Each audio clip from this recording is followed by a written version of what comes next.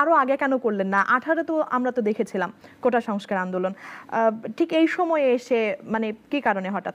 প্রথমত আমরা 2014 সাল থেকে চেষ্টা করছিলাম ইউনিভার্সিটি লেভেলে কানেক্টিভিটি। আমরা জাহাঙ্গীরনগরের সাথে কানেক্টেড ছিলাম, সাস্টের সাথে কানেক্টেড ছিলাম, মানে যতগুলা পাবলিক এবং প্রাইভেট ইউনিভার্সিটি আমরা একটা বেসমেন্ট তৈরি করেছিলাম। এবং সেটার মধ্যে নিরাপদ সড়ক যখন আন্দোলন হয়েছিল সেখানেও আমরা একটা বেসমেন্ট তৈরি করেছিলাম। এবং ব্যাট বিরোধী যে আন্দোলন হয়েছিল প্রাইভেট ইউনিভার্সিটি, সেখানেও আমরা কানেক্টিভিটি তৈরি করেছিলাম। ফলত আমাদের একটা স্ট্রং নেটওয়ার্ক বা বেসমেন্ট দাঁড়ায়। একটু ছোট করে জানতে চাই, আপনি যেভাবে বলছিলেন যে প্রত্যেকটা জায়গায় বিগত 2টা আন্দোলনের কথা আপনি বললেন, তাহলে এই যে কানেক্টিভিটি আগে থেকেই ছিল বা এই যে সংঘবদ্ধতা আগে থেকেই ছিল, শুধু নাম ছিল না, এখন সরকার পতনের পর নাগরিক কমিটির নামটা এসেছে, এরকম কিছু কি? কানেক্টিভিটি যে জায়গাটা ছিল অনেকে এখনোই কিন্তু ইউনিভার্সিটি লেভেলে শেষ হয়ে গিয়েছিল। ফলত যারা ইউনিভার্সিটিতে এক্সিস্টিং ছিল তারাই কিন্তু বৈষম্য বিরোধী ব্যানারে দাঁড়াতে পেরেছিল। আর গত 15 বছরে যারা বিভিন্ন নির্যাতনের শিকার হয়েছিল, এই আন্দোলনের সাথে একটা ফুয়েল হিসেবে কাজ করেছিল, ব্যাকবোন হিসেবে কাজ করেছিল, তাদের দ্বারাই বেসিক্যালি জাতীয় নাগরিক কমিটি গঠন হয়েছিল। এবং আমরা যেভাবে হলো মাঠে স্টুডেন্টদের পাশে ছিলাম, পানি দিয়ে বিভিন্ন সহযোগিতা করে, স্ট্র্যাটেজিক হেল্প করে, ফলত তাদের জন্য একটা প্ল্যাটফর্ম জাতীয় নাগরিক কমিটি আমরা গঠন করেছিলাম। এবং সেখানে আমরা 2018 সালে যে কোটা মুভমেন্টটা হয়েছিল সেটার মধ্যে স্ট্রং অনেকগুলো ভূমিকা পালন করেছিলাম। আফটার দ্যাট যে আবরার পাহাড় থেকে শুরু করে আরও অনেকগুলো আন্দোলনে আমরা ভূমিকা পালন করেছিলাম। তো সেখানে আমরা হতাশ হয়েছিলাম। আমরা আশা করেছিলাম যে এই আন্দোলনটা হলো শেখ হাসিনার পতন বা ফ্যাসিস্ট সরকারের পতনের দিকে আমরা নিয়ে যেতে পারবো। তো যারা নেতৃত্ব ছিল আমরা মনে করি তাদের মধ্যে একটা ভীরু স্বভাব ছিল, কাপুরুষতা ছিল। এবং সেই জায়গা থেকে যখন আমরা এটা সক্ষম হইনি, তখন আমরা তাদের সাথে তাদের যে জোটবদ্ধতা বা ঐক্যবদ্ধ কাজের জায়গা থেকে আমরা বেরিয়ে পড়ি এবং আমরা নতুন করে আবার ছাত্রদের মধ্যে কাজ শুরু করি, যেটার ফলাফল প্রতিশ্রুতিতে আপনারা দেখেছেন 2024 সালে। তো আমাদের দীর্ঘদিন ওয়েট করতে হয়েছে, কাজ করতে হয়েছে, কখনো আমরা হাল ছাড়িনি, এখনো ছাড়ছি না, আমরা ভবিষ্যতেও কাজ করে যাব। কিন্তু জনাব পাটোয়ারী, যখন আওয়ামী লীগ থাকা অবস্থায় দল গঠনের চিন্তা করলেন না, তখন তো মূলত দরকার ছিল, পালিয়ে গেল, তখন তাদেরকে প্রতিহত করার জন্য দল গঠন করলেন। মানে এই বিষয়টা কি কোনোভাবে অপ্রাসঙ্গিক হয়ে গেল না? মানে নাকি আপনারা এখনো কোনো ধরনের মানে সুযোগ নিলেন বা শেল্টার নিলেন, কোনটা? আমরা ওই সময় যেটা বলার চেষ্টা করছি বারবার, বাংলাদেশের সকল ক্যাম্পাস রাজনৈতিক যে বৃত্তগুলোর মধ্যে আবর্তিত হয়, সেখানে হলো ক্যাম্পাসের রাজনৈতিক ছাত্রদেরকে লাঠিয়াল বাহিনী হিসাবে ব্যবহার করা হয়েছে। আমরা কিন্তু অন্য চোখে দেখেছি, ছাত্ররা বাংলাদেশের একটি শক্তি ছিল। ফলত আমরা হলো এই গেমটা হলো রিভার্স করেছি। অর্থাৎ ইউনিভার্সিটিগুলোতে নেতারা যখন যেত, বিভিন্ন রাজনৈতিক দলের মন্ত্রী এমপিরা, ছাত্ররা তাদেরকে হলো প্রোটোকল দিত, আমরা সেই সিস্টেমটা ভেঙে দিয়ে উল্টো এখন হলো বিভিন্ন যে রাজনৈতিক দলগুলো তাদেরকে ক্যাম্পাসে নিয়ে যাওয়ার আমরা চেষ্টা করেছি। এই ভিত্তিতে যে আপনারা দেখেছেন 80s সময় এবং হলো 69-এর সময় বিভিন্ন মন্ত্রী এমপিরা ছাত্রদের কাছে গিয়ে পড়ে থাকতো। আর যখন ছাত্ররা বিভিন্ন দলীয় অফিসে তাদের বিভিন্ন শোভাযাত্রা এবং বিভিন্ন জায়গায় তাদের পদচুম্বনে তারা ব্যস্ত ছিল, সেই সময়টা আমরা কাজ করেছিলাম যাতে হলো বাংলাদেশের যারা কানেক্টিভ পিপল ছিল তাদেরকে ছাত্রদের সাথে কানেক্ট করার জন্য। ছাত্রদের এই শক্তিকে যদি আমরা রাজনৈতিক দলে তখনই রূপান্তর দিতাম বা কোনো কিছু, রাজনৈতিক দল একটি পড়াশোনার শেষ পর্যায়ে প্রফেশনাল লাইফে একটা বোঝাপড়ার মধ্য দিয়ে হলো যেতে হয়। ফলত আমরা ছাত্রদেরকে ওই জায়গাটা রেডি করতে চেয়েছিলাম। ছাত্র সমাজ যখন রেডি হবে, পুরো মানুষের মধ্যে যখন একটি রাজনৈতিক চেতন সৃষ্টি হবে এবং মানুষের মধ্যে রাজনৈতিক বোঝাপড়ার জায়গাটা অনেকাংশে বেশি তৈরি হবে, সংস্কারের জায়গাটা বেশি অনেকাংশ যখন প্রস্ফুটিত হবে, সেই জায়গাটাতে গিয়ে আসলে রাজনৈতিক দল গঠনের আপনার কার্যকারিতা আসে। কিন্তু আপনি যখন আপনারা পরিকল্পনা ছিল, শুধু একটু কৌশলে এগিয়েছেন। আমাদের পরিকল্পনার জায়গাটা ছিল বাংলাদেশে একটি শক্তিশালী রাজনৈতিক ইনস্টিটিউশন প্রয়োজন। আমরা দীর্ঘদিন জায়গা থেকে এটা বোধ করছিলাম। আমরা মনে করছিলাম যে 71-এর পরে যখন সংবিধান গঠন করা হয়েছিল, সেই সংবিধানটা একটি দলের গঠন করা হয়েছিল। পরবর্তীতে আমাদের বাংলাদেশের সামনে শুধু আরেকটি দল ছিল, হলো বাংলাদেশ ন্যাশনালিস্ট পার্টি। তারা বাংলাদেশের মানুষের পক্ষে দাঁড়িয়েছিল, কিন্তু অনেক জায়গায় তারা ব্যর্থ হচ্ছিল। ফলত 80s সময় থেকে বাংলাদেশ একটি শক্তিশালী দলের আবির্ভূত হওয়ার জায়গা থেকে ছিল। সেখানে হলো অনেকগুলো দল চেষ্টা করেছে, এসেছে, কিন্তু আমাদের স্ট্র্যাটেজিক পয়েন্টটা ছিল যে আমরা জনগণের মধ্যে যাব, জনগণের মধ্যে সেই জায়গাটা সৃষ্টি করব। জনগণ যদি আমাদেরকে চায় যে আমরা একটা রাজনৈতিক দল সময়ের প্রয়োজনে সৃষ্টি করা প্রয়োজন, তখনই তাদের আবেদনে আমরা সাড়া দিব। এর আগে যে আমরা কোথাও প্রেস ক্লাব বা কোথাও নিজেরা কয়েকজন মিলে একটা দল ঘোষণা করে দেবো, এই প্রক্রিয়া আমরা কখনো নিজেদের চিন্তা ভাবনা কখনোই রাখি নাই। যেহেতু জনগণের এখন প্রয়োজন, সেই জায়গাটা আমরা উপলব্ধি করে যাচ্ছি। জনগণ কি সরাসরি আপনাদেরকে চেয়েছে নাকি আপনারা জনগণের কাছে প্রস্তাব রেখেছেন? জনগণই আমাদের কাছে চেয়েছে। আমরা তো প্রথমে বলি না যে আমরা একটা রাজনৈতিক দল গঠন করব। যদি আমরা রাজনৈতিক দল গঠন করে এই গণ অভ্যুত্থান সংগঠিত করতে পারতাম, তাহলে তো আমরা শুরুতে এটা করে ফেলতে পারতাম। তো ফলত এই ক্রান্তিকাল সময়ে আমরা অনেকগুলো স্ট্র্যাটেজিক স্টেপ ফলো করেছিলাম। যেমন সমন্বয়কদের মধ্যে চিফ বলে কোনো কিছু ছিল না, অথবা আমরা এটা ওপেন প্ল্যাটফর্ম রেখেছিলাম। সেখানে আমরা বলেছিলাম যে আমরা ফার্ম গেট যাব, আমরা কিন্তু গণভবনের দিকে যাচ্ছি। এগুলা বিভিন্ন কথার মধ্যে ইঙ্গিত ছিল, এগুলো হয়তো রাষ্ট্র ব্যবস্থার অনেকে হয়তো ধরতে পারে নাই, কিন্তু আমরা সেই ইঙ্গিতগুলো তখন রেখে দিয়েছিলাম। এবং যখন আমরা 3 তারিখে এই দাবিটা প্রকাশ করেছিলাম, ওই দিন কিন্তু আমরা জনগণের জন্য অপেক্ষা করেছিলাম যে জনগণ কখন এসে বলবে যে এক দফা দাবি এখনই প্রকাশ করা। তো সেদিন শহীদ মিনারে সবাই কিন্তু একটি আঙ্গুল তুলেছিল, তখনই কিন্তু আমরা এক দফাটা দিয়েছিলাম। জাতীয় নাগরিক কমিটির জনসম্পৃক্ততা কতটুকু? আমরা জনসম্পৃক্ততার জায়গা থেকে আমরা মনে করি বাংলাদেশের সকল জনগণের মধ্যে রাজনৈতিক একটা উপলব্ধি সৃষ্টি হয়েছে। এখন সেই জায়গাটায়, যেটা আমি প্রথমেই বলেছিলাম, আমরা সংঘবদ্ধ করছি সকলকেই। মানে জনগণের মধ্যে রাজনৈতিক আবেদনটা সৃষ্টি হয়ে আছে, কিন্তু তাদেরকে কানেক্টিভ বা একটা স্ট্রাকচারে নিয়ে আসা প্রয়োজন। আবেদনটা কিরকম? জনগণ কি নতুন রাজনৈতিক দল চাচ্ছে? জনগণ হ্যাঁ একটি নতুন রাজনৈতিক দল চাচ্ছে, যে রাজনৈতিক দলের মধ্যে হলো পুরাতন যে ব্যবস্থা ছিল সেই ব্যবস্থাটা থাকবে না। নতুন জায়গায় ছাত্রদের কাছে, তার ছাত্রদের মন মাইন্ড কিন্তু অনেক ক্ষেত্রে ইনোসেন্ট, তারা কারোর সাথে কম্প্রোমাইজড করে নাই, চাঁদাবাজি টেন্ডারবাজি অনেক কিছুতে জড়িয়ে পড়ে নাই। আওয়ামী লীগের উপর বিরক্ত না, পুরো রাজনৈতিক ব্যবস্থার উপর বিরক্ত, এমনটা বলছেন কি? হ্যাঁ, এটা তো বাংলাদেশের সামনে একদমই স্পষ্ট যে আমাদের যে পুরাতন যে সিস্টেমটা রয়েছে সেই পুরাতন ফুল সিস্টেমের উপর বিরক্ত।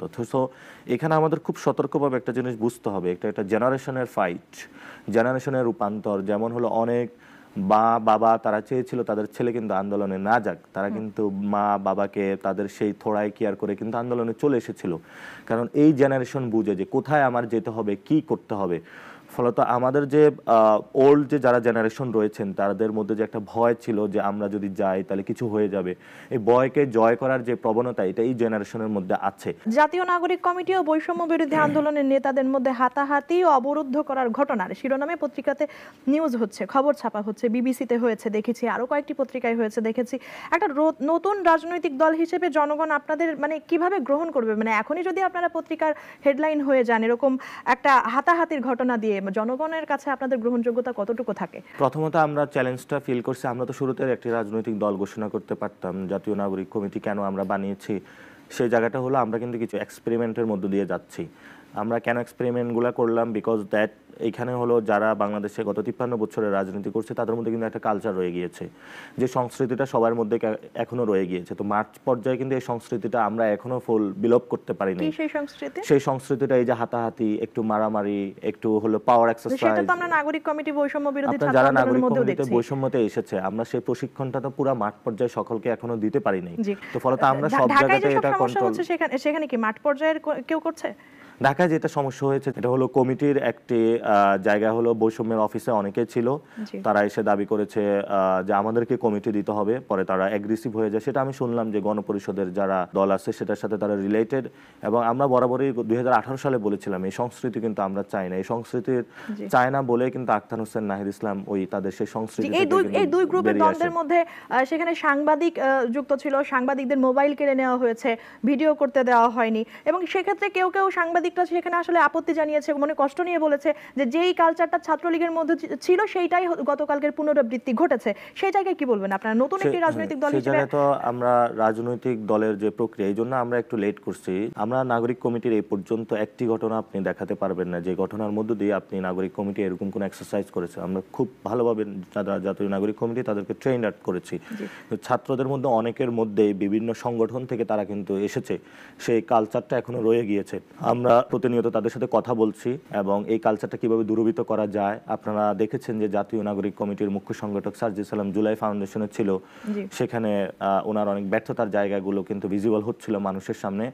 আমরা আজকে জাতীয় জুলাই স্মৃতি ফাউন্ডেশন একটা চিঠি ইস্যু করেছি, আমরা তাদের কাছে জবাব চেয়েছি হোয়াটস হ্যাপেনিং, এই জুলাই ফাউন্ডেশনে আহতরা এখনো কাতরাচ্ছে বিভিন্ন জায়গায়, শহীদরা এখনো তাদের সেই জায়গাগুলো, এবং সার্জিস আলম জুলাই স্মৃতি ফাউন্ডেশন থেকে পদত্যাগ করেছেন। কারণ আমরা আমাদের জাতীয় নাগরিক কমিটিতে এই স্বচ্ছতার জায়গাটা রাখতে চাই এবং আমরা শিখছি।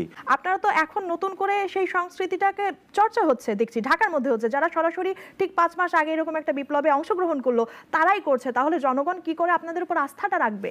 যতগুলো আপনি রাজনৈতিক দল রয়েছে, নট অনলি বৈষম্য বিরোধী ছাত্র আন্দোলন, জাতীয় নাগরিক কমিটি, জামায়াত ইসলামী, বিএনপি, এবিভিপি, প্রত্যেকটা দলের বিভিন্ন কিন্তু থানা পর্যায়ে এই ধরনের সেন্ট্রাল এরকম কিছু জিনিস ঘটছে।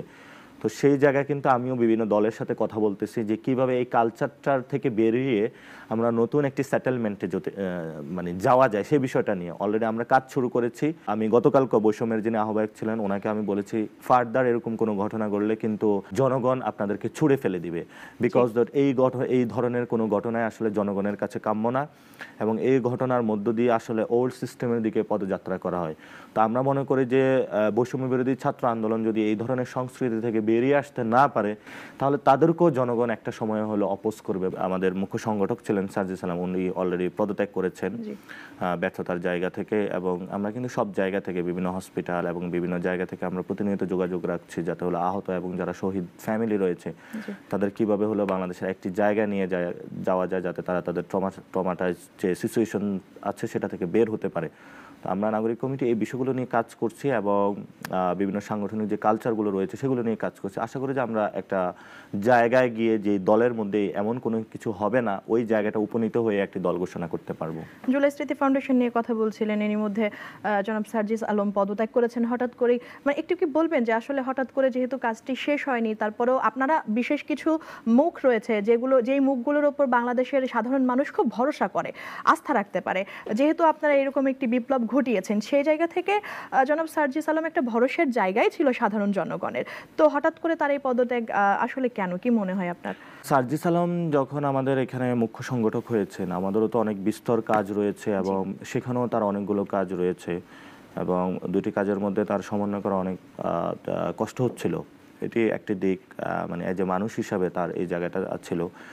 আরেকটি জায়গা ছিল যে জুলাই স্মৃতি ফাউন্ডেশনে উনি অনেকগুলো টাকা কিন্তু ট্রান্সফার করেছেন, শহীদদের কাছে পৌঁছে দিয়েছেন, এবং সেই জায়গাটা আমরা মনে করেছিলাম আরও প্রফেশনাল যিনি সার্বক্ষণিক ওখানে সময় দিতে পারবেন, কারণ সার্জিস আলম অনেকগুলো প্রোগ্রামে অংশগ্রহণ করতে হয়।